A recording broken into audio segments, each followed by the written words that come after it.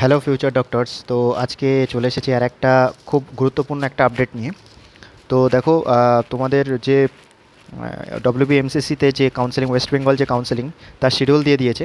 তো আজকে তার সেই শিডিউলটা নিয়ে একটু আলোচনা করব, আর কাউন্সেলিং স্টেপ পর পর কীভাবে কাউন্সেলিং করতে হবে, কী কী নূতন চেঞ্জেস এসছে, অনেকগুলো নূতন নূতন চেঞ্জেস এসছে, ঠিক আছে, এবছর। তো সেগুলো জানতে হলে, ঠিকমতো বুঝতে হলে ভিডিওটা একদম শেষ পর্যন্ত দেখবে। এই ভিডিওটা একদম শেষ পর্যন্ত দেখবে, কারণ কাউন্সেলিংটা খুব ইম্পর্ট্যান্ট একটা জায়গা, ঠিক আছে। কাউন্সেলিংয়ে একটু ভুল হয়ে গেলে সেইখানে অনেকটা প্রবলেম হতে পারে। যে ডিজার্ভিং কলেজটা তোমার পাওয়া উচিত ছিল, তুমি যে কলেজটা ডিজার্ভ করতে, সেই কলেজটা কিন্তু তুমি নাও পেতে পারো। তো সেখান থেকে তোমাদের মানে ডিমোশন হতে পারে। ওকে, তো ভিডিওটা তোমরা শেষ পর্যন্ত দেখবে। ওকে, তো দেখো, ফার্স্ট অফ অল কাউন্সেলিংয়ের যে শিডিউলটা, রাউন্ড ওয়ানের যে শিডিউলটা দিয়েছে আপাতত সেটা দেখছি।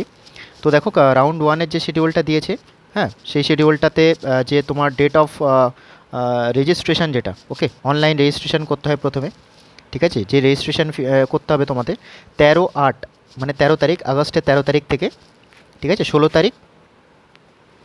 তারিখ পর্যন্ত সার্ভার টাইম। তো এটা আমি তোমাদেরকে রিকোয়েস্ট করব, যদি 13 তারিখ নাও করতে পারো, ঠিক আছে, যদি 13 তারিখ নাও করতে পারো, ওটা 13 থেকে 14, 15, 16 তারিখ সকালের মধ্যে করে নিও। ওকে, কারণ 16 তারিখ মানে যত শেষের সময় যাবে না, তত সার্ভার তত ডাউন থাকতে পারে, ঠিক আছে। তো চেষ্টা করবে, সবথেকে বেটার হয় 14, 15 এই দুটো ডেটের মধ্যে করে নিতে, ঠিক আছে। 13 তারিখ যদি নাও করো, তো 14 আর 15 এই দুটো ডেটের মধ্যে করলে সবথেকে বেটার হয়। তো ফার্স্ট রাউন্ডে রেজিস্ট্রেশন হবে এটা। তো রেজিস্ট্রেশনের পরে তোমাদের একটা স্লিপ দেওয়া হবে, ঠিক আছে, যেটা হচ্ছে ডকুমেন্ট ভেরিফিকেশান। যখন তোমরা অনলাইন পেমেন্ট করবে, অনলাইন পেমেন্ট দেখো 13 থেকে 16 তারিখ পর্যন্ত করতে পারবে, মানে যখনই রেজিস্ট্রেশন করবে তখনই অনলাইন পেমেন্টটা করে দেবে। তো যখনই অনলাইন পেমেন্ট করবে, তখন একটা কম্পিউটার জেনারেটেড একটা স্লিপ আসবে।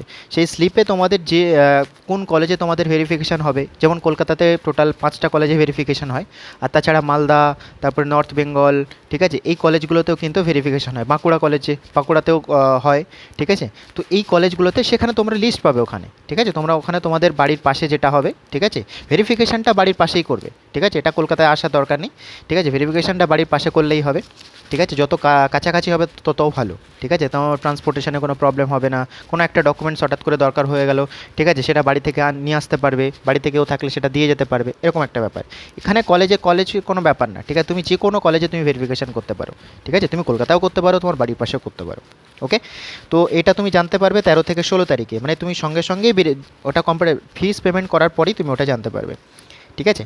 আচ্ছা, এবারে যখন সাকসেসফুল, যখন তুমি রেজিস্ট্রেশন করবে, ঠিক আছে, ভেরিফিকেশান করবে, ঠিক আছে। ভেরিফিকেশানটা কবে কবে হবে দেখো, 14 তারিখ, 17 তারিখ আর 18 তারিখ, ঠিক আছে। আচ্ছা, এই 17 আর 18 স্যাটারডে আর সানডে পড়ছে। তো আমি আগের ভিডিওতে তোমাদের বলেছিলাম, যেটা অল ইন্ডিয়া কাউন্সিলিংয়ে আমরা দেখেছি, এবারে কিন্তু কোনো স্যাটারডে সানডে কোনো হলিডে কিন্তু তোমরা মানে পাবে না, ঠিক আছে। কোনো হলিডে, সব হলিডেই কিন্তু তোমাদের ওয়ার্কিং ডে হিসেবে কনসিডার করা হবে, ঠিক আছে। তো 14 তারিখ, 17 তারিখ আর 18 তারিখ, এই 3 দিন, ঠিক আছে, তোমাদেরকে যে যে ডকুমেন্টসগুলো লাগবে, সেই ডকুমেন্টসগুলো আমি আগের ভিডিওতে একটা চেকলিস্ট বানিয়ে দিয়েছিলাম, আমার চ্যানেলে গিয়ে দেখে নিতে পারো, ঠিক আছে, বা এর সঙ্গে আমি অ্যাড করে দেবো। তো কী কী ডকুমেন্টস লাগবে, কী কী চেকলিস্ট দরকার পড়ে, একদম ডিটেল ভিডিও আমি বানিয়ে দিয়েছি, তোমরা ওখান থেকে দেখে নিতে পারো। ওকে, আচ্ছা, এই যে নেক্সট হচ্ছে 19 তারিখ, তোমাদের এই 19 তারিখ তোমাদেরকে দেওয়া হবে, যেটা তোমাদের স্টেট র্যাঙ্ক, যেটা খুব ইম্পর্টেন্ট। এই স্টেট র্যাঙ্কটা কিন্তু 19 তারিখ দেওয়া হবে। তো 19 তারিখ আমরা যে স্টেট র্যাঙ্কটা পাবো, তার বেসিসে কিন্তু আমরা তোমার কলেজ কিন্তু ডিপেন্ড করছে, ঠিক আছে। তুমি স্টেট র্যাঙ্কের বেসিসে কিন্তু তুমি তোমার কলেজ ডিসাইড করতে পারবে। আচ্ছা, এবারে এই যে 19 তারিখ, এটা কখন দেয়, আফটার 12 নোন বলা আছে, কিন্তু ওটা তুমি এক্সপেক্ট করো যে খুব দেরি না হলেও সন্ধ্যের মধ্যে দিয়ে দেয়, ঠিক আছে।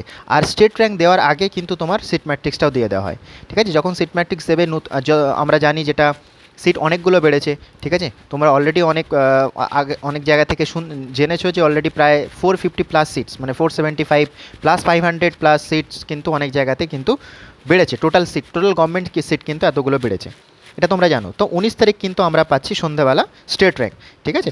আচ্ছা, এবার স্টেট র্যাঙ্ক পাওয়ার পর থেকেই কিন্তু 19 তারিখ, ঠিক আছে, 19 তারিখ স্টেট র্যাঙ্ক পাওয়ার পর থেকে কিন্তু তোমাদের চয়েস ফিলিং শুরু হয়ে যায়, ঠিক আছে। স্টেট র্যাঙ্ক পেয়ে গেলে, স্টেট র্যাঙ্ক পেয়ে যাওয়ার 1 ঘন্টা বা 1.5 ঘন্টা পর থেকে, মানে রাত থেকে 19 তারিখ রাত থেকে কিন্তু তোমরা চয়েস ফিলিং করতে পারবে, ঠিক আছে। 19 তারিখ রাত থেকে কিন্তু চয়েস ফিলিং করতে পারবে। কবে থেকে করতে পারবে, 19 তারিখ থেকে 21 তারিখ, ঠিক আছে। এবার চয়েস ফিলিংয়ের কী কী প্রেফারেন্স থাকবে সেটা আমি আরও একটা ভিডিওতে বানিয়ে দেবো, সঙ্গে সঙ্গে কোনো সমস্যা নেই, ঠিক আছে। তো 19 তারিখে আমাদের চয়েস ফিলিং শুরু হচ্ছে, 19 থেকে 21 তারিখ, ঠিক আছে। তো 19 থেকে 21 তারিখে যে আমরা যে চয়েস ফিলিংটা করব, ঠিক আছে, সেটা কীভাবে করব সেটা আমি একটা ভিডিও বানিয়ে তোমাদেরকে দিয়ে দেবো। এবারে দেখো এখানে চয়েস ফিলিংটা তোমাদের এবারে খুব মাথা ঠান্ডা করে এবং ঠিকঠাক করে করতে হবে। ওই যে প্রথমে বললাম, যদি কাউন্সেলিংটা ঠিকঠাক করে না করো, ঠিকঠাক না জানো, তাহলে কিন্তু খুবই সমস্যা হবে, ঠিক আছে। খুবই সমস্যা হবে মানে খুবই সমস্যা হবে। ওকে, যে কলেজটা তুমি ডিজার্ভ করো সেই কলেজটা তুমি না পেলে অবশ্যই খারাপ লাগবে, ঠিক আছে। তো সেই কলেজটা মানে কাউন্সেলিং যদি ঠিকঠাক করে করতে চাও, ঠিক আছে, যদি কাউন্সেলিং মানে কোনো জায়গায় টাকা না দিয়ে যদি করতে চাও, তাহলে আমার চ্যানেলটাকে সাবস্ক্রাইব করে রাখো, লাইক করো, আর তোমার যারা বন্ধু আছে যারা কাউন্সেলিংয়ে এবারে পার্টিসিপেট করতে চায় তাদেরকে শেয়ার করে দিও, বাস এটুকু করলেই হবে। আচ্ছা, এবার আমাদের যে ফার্স্ট রাউন্ডের রেজাল্ট কবে আসছে, সেটা হচ্ছে তোমার 25শে আগস্ট। এই দিনটা হচ্ছে তোমার, খেয়াল রাখবে, 25শে আগস্ট। ওটাও সন্ধে নাগাদ চলে আসবে, ঠিক আছে, খুব দেরি না হলেও সন্ধে নাগাদ চলে আসবে রেজাল্টটা, 25শে আগস্ট। ওকে, আচ্ছা, এবারে দেখো এখানে রিপোর্টিং তোমাকে কবে কবে করতে হবে। রিপোর্টিং করতে হবে কবে, 26 তারিখ, 27 তারিখ, 28 তারিখ, এই 3 দিন। এই 3 দিন তোমাকে রিপোর্টিং করতে হবে। কী কী ডকুমেন্টস লাগবে, at the time of admission কীভাবে কী কী ডকুমেন্টস আপলোড করতে হবে, গ্যাপ সার্টিফিকেট কীভাবে বানাবে। আমি কিন্তু এবার কিন্তু রেগুলারলি ভিডিও বানাবো, পরপর এক এক দিন এক একটায় টপিক নিয়ে কিন্তু আমরা ভিডিও বানাবো। ওকে, আমি খুব কয়েকদিনের মধ্যে আমি ডমিসাইল নিয়েও ভিডিও বানিয়ে দেবো একটা, একদম ডিটেল ডিসকাশন থাকবে গ্যাপ সার্টিফিকেট নিয়ে, কোর্টের যে ব্যাপারগুলো আছে সেইগুলো তুমি কীভাবে করবে, ঠিক আছে। এই সমস্ত বিষয়গুলো নিয়ে আমি একটা আলাদা আলাদা করে একটা স্টেপ ওয়াইজ আমি কিন্তু ভিডিও বানিয়ে দেবো। কোথাও যাওয়ার দরকার নেই, কোথাও টাকা দেওয়ার দরকার নেই। আমি আবারও বলছি, কাউন্সেলিং পুরো ফ্রি আমার চ্যানেলে, কোথাও টাকা দেওয়ার দরকার নেই, একদম জিরো। শুধু সাবস্ক্রাইবার বাটনটা প্রেস করে রাখো, বেল আইকনটা প্রেস করে রাখো, দ্যাটস ইট, আর কিচ্ছু দরকার নেই। ওকে, আচ্ছা, এখানে আরেকটা জিনিস যেটা আছে, online surrender of the allotted college. ধরে নাও যে তুমি অল ইন্ডিয়াতে কাউন্সেলিং করেছিলে, ঠিক আছে, ওখানে তোমার অলরেডি কাউন্সেলিং চলছে, এবারে তুমি স্টেটেও পার্টিসিপেট করেছিলে। এবার ধরো তোমার অল ইন্ডিয়া কোটাতে তুমি ভালো কলেজ অলরেডি পেয়ে গেছো, তোমাকে আর স্টেটে আসার দরকার নেই। তখন তুমি কি করবে, তখন তুমি অনলাইন সারেন্ডার করে দিলে। আর এইখানে কিন্তু একটা জিনিস মাথায় রাখতে হবে, অনলাইনে যখন তুমি সিট সারেন্ডার করবে, তাহলে তুমি কিন্তু কাউন্সেলিং থেকে বেরিয়ে গেলে, তোমাকে আর ফার্দার কিন্তু কাউন্সেলিংয়ে তোমাকে পার্টিসিপেট করতে দেবে না। ওকে, এবার দেখো সেকেন্ড রাউন্ডে যদি তোমার চেঞ্জ হয়, রুলস যদি চেঞ্জ হয়, এখনও পর্যন্ত তাই নিয়ম, এটা যেহেতু ফার্স্ট রাউন্ডে নিয়ম বলছি সবগুলোই, সেকেন্ড রাউন্ডে যদি তোমার সেরকম হয়, তাহলে কিন্তু আবার নতুন করে হয়তো তোমাকে কাউন্সেলিং ফি পেমেন্ট করে সমস্ত কিছু করে আবার তোমাকে কিন্তু নতুন করে কাউন্সেলিং করতে হবে, ফ্রেশ কাউন্সেলিং করতে হবে সেকেন্ড রাউন্ড থেকে, নতুন করে ফি পেমেন্ট করে। ওকে, সেটা সেকেন্ড রাউন্ডে যখন দেওয়া হবে, রুলস যখন দেবো তখন সেটা বলে দেবো, যদি চেঞ্জ করে তো, কিন্তু ফার্স্ট রাউন্ডের পরে জেনারেলি হয় না। ওকে, এটা মাথায় রাখবে। তো আমরা তাহলে ভর্তি কবে কবে হলো, 26, 27, 28, ঠিক আছে। কীভাবে কোন কোন ডকুমেন্টস লাগবে, কীভাবে গ্যাপ সার্টিফিকেট বানাবে, কীভাবে সেলফ ডিক্লারেশন বানাবে, সমস্ত কিছু আমি ডিটেলসে বলে দেবো। আচ্ছা, এবারে যে জিনিসগুলো চেঞ্জেস হয়েছে, এবারে যে মেজর চেঞ্জেস যেটা আগে কখনোই ছিল না, ঠিক আছে, সেই চেঞ্জেসগুলো হচ্ছে, তার মধ্যে সবচেয়ে মোস্ট ইম্পর্ট্যান্ট সেটা হচ্ছে তোমার সিকিউরিটি মানি, ঠিক আছে। সিকিউরিটি মানিটা কীভাবে হবে দেখো, সিকিউরিটি মানিটা যে একমাত্র কিন্তু শুধুমাত্র দেখো এখানে লেখা আছে প্রাইভেট মেডিকেল কলেজ, শুধুমাত্র প্রাইভেট মেডিকেল কলেজ, সেটা স্টেট কোটা আর ম্যানেজমেন্ট কোটা। ওকে, যেটা state quota plus management quota, private college. এই প্রাইভেট কলেজে এই দুটো সিটের মধ্যে যারা কম্পিট করতে চাইছো, ঠিক আছে, যারা এই দুটো সিটকে টার্গেট করতে চাইছো, তাদের কিন্তু শুধুমাত্র তোমার সিকিউরিটি মানি কিন্তু অ্যালট করবে। আচ্ছা, এবারে কথা হচ্ছে যে সিকিউরিটি মানিটা কী, হোয়াট ইজ সিকিউরিটি মানি। দেখো, সিকিউরিটি মানিটা হচ্ছে, আগে কি হতো, অনেকে না কলেজ চুজ করে, কলেজ অ্যালটেড হয়ে সেই কলেজে রিপোর্ট করতো না, অনেক সময় কি হতো, সিটগুলো বেকার হয়ে যেত। তো এই লসটাকে কম্পেনসেট করার জন্য গভর্নমেন্ট কিন্তু মানে স্টুডেন্ট যে তোমার সিটগুলোকে নষ্ট করতো, তো সেই যাতে স্পয়েল না হয়ে যায়, সেই সিটগুলো যাতে স্পয়েল না হয়ে যায়, সেই সিটগুলোকে করার জন্য কিন্তু এটা কিন্তু গভর্নমেন্ট একটা স্টেপ নিয়েছে, ঠিক আছে, যে গভর্নমেন্ট একটা স্টেপ নিয়েছে এটা। তো স্টেট কোটার জন্য এই যে 2 লাখ, দেখো স্টেট কোটার জন্য রেজিস্ট্রেশন ফি যেটা থাকে সেটা তার সঙ্গে 2 লাখ যদি স্টেট কোটার জন্য, আর ম্যানেজমেন্ট কোটার জন্য দেখো 5 লাখ, ঠিক আছে। এই টাকাটা কিন্তু তোমাকে পে করতে হবে, মনে থাকবে, এই টাকাটা তোমাকে at the time of registration, মাথায় রাখো, at the time of registration কিন্তু তোমাকে এই টাকাটা কিন্তু পে করতে হবে। ওকে, ক্লিয়ার? ওকে, আচ্ছা, এবারে দেখো আরেকটা এবারে নেক্সট যে ব্যাপারটা হচ্ছে সেটা হচ্ছে তোমার ফি, এটা এটা বললাম যে ফি ডিপোজিট যেটা 1 লাখ 2 লাখ টাকা আর 5 লাখ টাকা। আচ্ছা, এবারে এই 1 লাখ 5 লাখ 2 লাখ টাকা আর 5 লাখ টাকা তোমরা কীভাবে পে করবে দেখো, যেমন স্টেট, এটা কিন্তু আগে স্টেট কাউন্সিলিংয়ে ছিল না, এটা কিন্তু শুধুমাত্র অল ইন্ডিয়া কাউন্সিলিংয়ে ছিল। তো এবারে এটা কীভাবে পে করবে দেখো, থ্রু ডেবিট কার্ড পে করবে, নেট ব্যাঙ্কিং পে করতে পারো, ক্রেডিট কার্ড দিয়েও পে করতে পারো। ওকে, আচ্ছা এবারে দেখো কিছু কিছু এই সিকিউরিটি মানি রিলেটেড কিছু কিছু টপিক এখানে দেওয়া আছে। ধরে নাও কোনো একটা স্টুডেন্ট, ঠিক আছে, একটা প্রাইভেট বা স্টেট কলেজে সে সিট পেয়ে গেল, ঠিক আছে, সেই মোটামুটি তার সিট কনফার্ম হয়ে গেল, সে অ্যালটেড হয়ে গেল।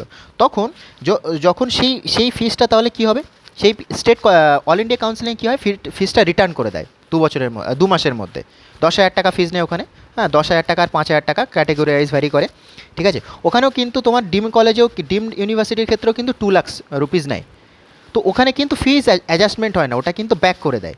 এখানে কিন্তু কোনো ব্যাকের সিস্টেম নেই, এখানে রিটার্নের কোনো সিস্টেম, এখানে কিন্তু দেখো পরিষ্কার লিখে রেখেছে যে security money will B adjusted with the course fee.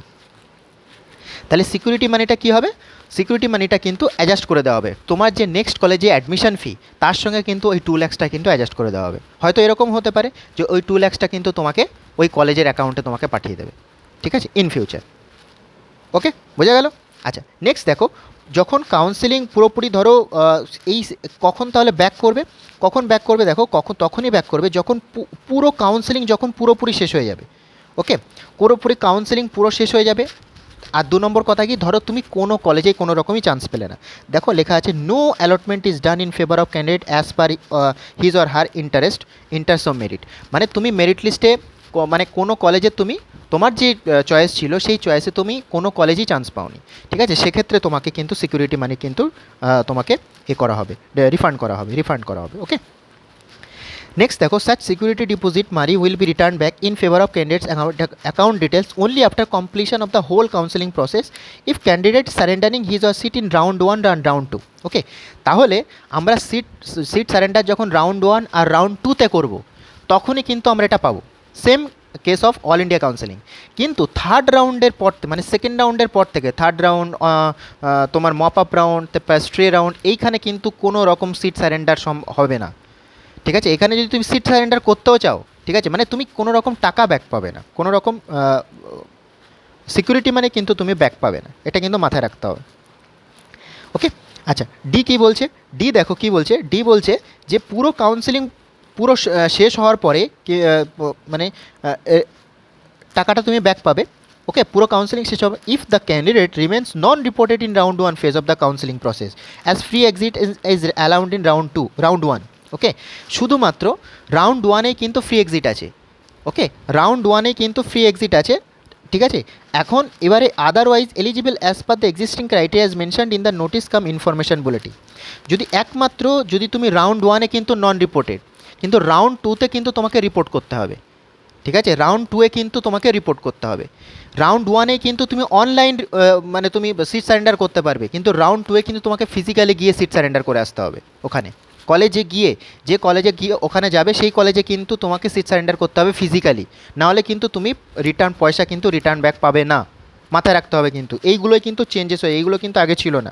ওকে, তো শেষ পর্যন্ত দেখো, such security deposit money will be returned back in favor of the candidate's account details only after completion of the whole process if the candidate request for initialization process of a candidature wants to re-register of the subsequent round in the আচ্ছা এখানে কী ব্যাপারটা বলেছে, এখানে দেখো, এখানে যে ব্যাপারটা বলেছে পুরো কাউন্সেলিং প্রসেসটা যখন শেষ হবে তখনই তোমার অ্যাকাউন্টে টাকা পাবে।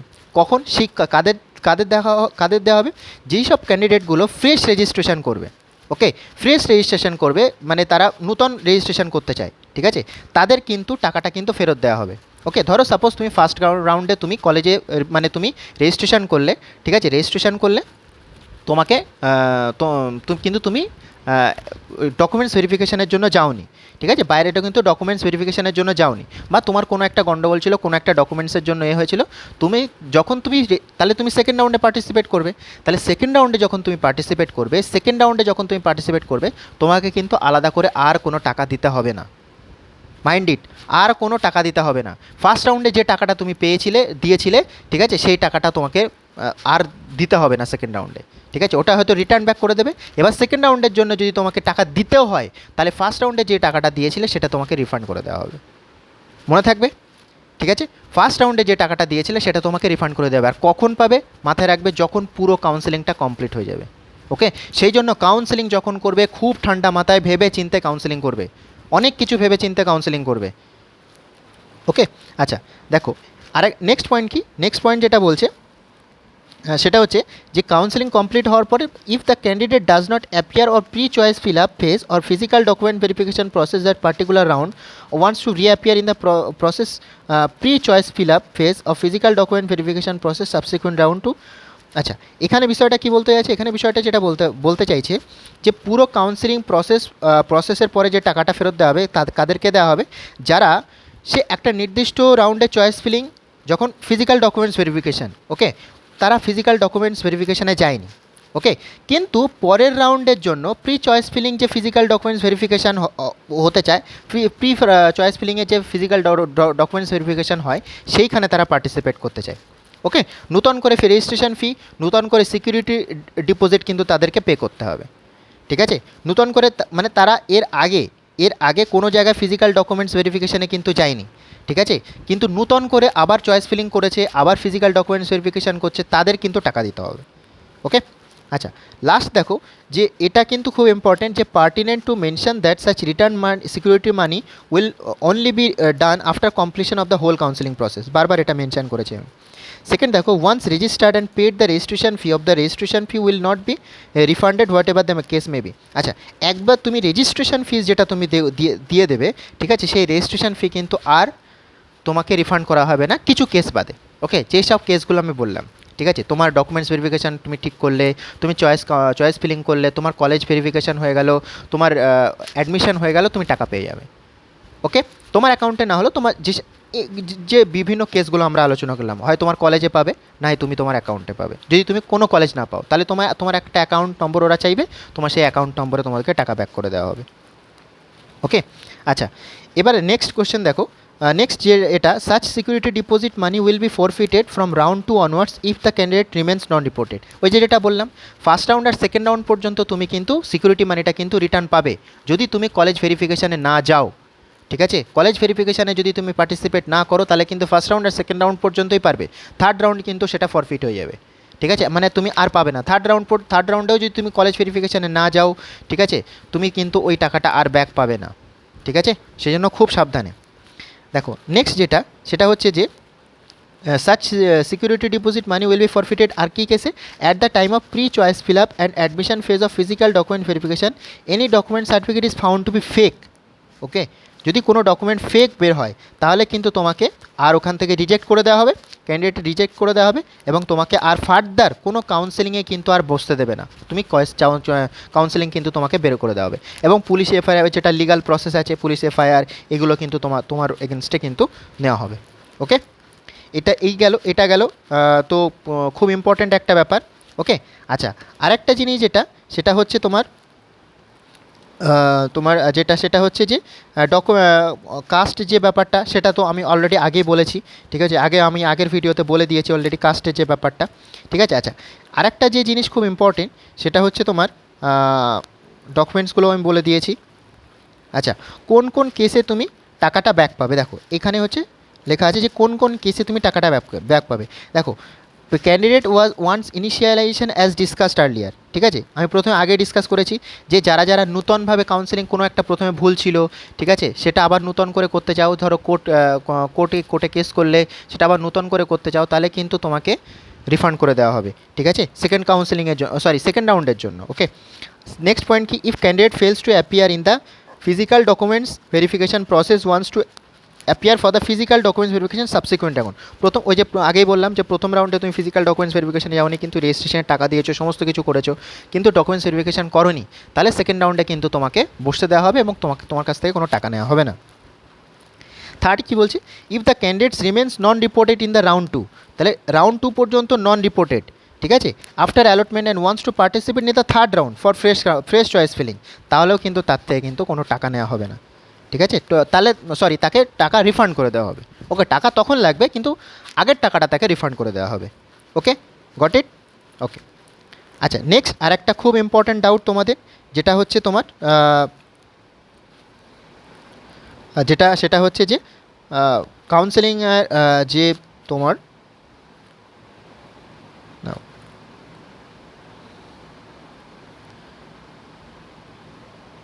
যেটা ক্যাটাগরি আপডেশন। ঠিক আছে, ক্যাটাগরি আপডেশন এখানে পরিষ্কার লেখা আছে ক্যাটাগরি আপডেশন যেটা। ঠিক আছে, আচ্ছা এটা পাওয়া যাচ্ছে না, হ্যাঁ এখানে। ওকে, এখানে দেখো ক্যাটাগরি আপডেশন, এটা পরিষ্কার এখানে এই পুরো এটা জিনিসটা আমি বলে দিচ্ছি।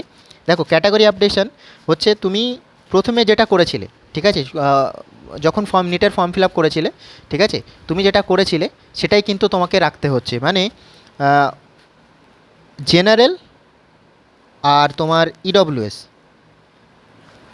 এইখান থেকে কিন্তু আর কিছু করা যাচ্ছে না। মানে ওবিসি তোমার জেনারেল থেকে ইডব্লিউএস এইগুলো কিন্তু করা যাচ্ছে না। ওকে, জেনারেল থেকে ইডব্লিউএস ওবিসি মানে চেঞ্জ করা যাচ্ছে না আর। ঠিক আছে, ফার্স্ট রাউন্ডের জন্য আমি বলছি, এটা ফার্স্ট রাউন্ডের জন্যই বললাম আমি। মানে বোঝা গেল আমি কি বলতে চাইলাম? ওকে, দেখো আরও আমি একটু আরও আমি ক্লিয়ার করে দিচ্ছি, যেটা সেটা হচ্ছে যে মানে দেখো আমি এখানে লিখে দিচ্ছি, মানে জেনারেল আর ইডব্লিউএস, ঠিক আছে, জেনারেল থেকে ইডব্লিউএস যেটা, ঠিক আছে, সেইখানে কিন্তু ওখান থেকে কিন্তু ওবিসি করা সম্ভব হচ্ছে না। ওকে, এখান থেকে ওবিসি কিন্তু করা সম্ভব হচ্ছে না। এখানে এখানে পরিষ্কার লেখা আছে then SC ST EWS status declaration afresh is not allowed in. ধরো তুমি প্রথমে ওবিসি করেছিলে, ঠিক আছে, এখন তুমি ইডব্লিউএস করতে চাইছো, সেটা কিন্তু হবে না, এটা পসিবল নয়। ওকে, আগে তুমি জেনারেল করেছিলে, এখন তুমি ইডব্লিউএস করতে চাইছো, এটা হবে না, এটা পসিবল নয়। ওকে, এটা কিন্তু পসিবল নয়। ওকে, তুমি যদি প্রথমে ওবিসি করে রাখো তাহলে কিন্তু ওবিসি সম্ভব, তুমি জেনারেল করলে এখন কিন্তু জেনারেলই সম্ভব, এসসি করলে এসসি। Got it? তো এটা হচ্ছে এখানে পরিষ্কার লেখা আছে, তোমরা দেখে নিতে পারো যে প্রভিশন জেনারেল ক্যাটাগরি और OBC category status afresh during the registration process of WB for candidates who declared her as general EWS during examination process no মানে OBC category status afresh during registration process of WB NEET UG. ঠিক আছে, এটাই বললাম, যেটা এখানে লেখা, যেটা আমি এক্ষুনি বললাম এখানে, সেটাই। ঠিক আছে, এর বাইরে আর কিছু নয়। ঠিক আছে, এর বাইরে আর কিছু নয়। তাহলে ক্যাটাগরি আপডেশন বোঝা গেল। ঠিক আছে, চেঞ্জেস বেসিক্যালি হচ্ছে না। ওকে, বেসিক্যালি চেঞ্জেস করা যাচ্ছে না এবছর। ওকে, আচ্ছা, তো এই পর্যন্ত। তো এখানে আরও অনেক কিছু আর মোটামুটি আগের ভিডিওগুলোতে আমি মোটামুটি কাউন্সেলিং রিলেটেড আরও অনেক কিছু যেগুলো নিয়ম যেগুলো হচ্ছে, ঠিক আছে, স্টেপ তো এখনও বলিনি, এটা ফার্স্ট স্টেপ হলো। তো আরও অনেক কিছু যেগুলো আছে, মানে আরও অনেক যেগুলো লেখা আছে, তো এগুলো চেঞ্জেস বললাম, যেগুলো আমি আগের ভিডিওতে অলরেডি বলে দিয়েছি, তোমরা আগের ভিডিওগুলো দেখতে পারো। ঠিক আছে, তো আপাতত আজকে এই পর্যন্তই। তোমরা ভিডিওটা ভালো করে দেখো, একদম শেষ পর্যন্ত দেখো থাকবে। ঠিক আছে, আর কাউন্সেলিং রিলেটেড আপডেটের জন্য আমার চ্যানেলটাকে সাবস্ক্রাইব করে দিও। এখানে আবারও বলছি, কাউন্সেলিং একদম কিন্তু ফ্রি, একদম হ্যাসেল ফ্রি, একদম সঠিক এবং নিখুঁত যদি কাউন্সেলিং করাতে চাও তাহলে চ্যানেলটা কিন্তু সাবস্ক্রাইব করে দাও। ওকে, চলো টাটা, আজকে এই পর্যন্ত, আবার দেখা হবে পরের ভিডিওতে।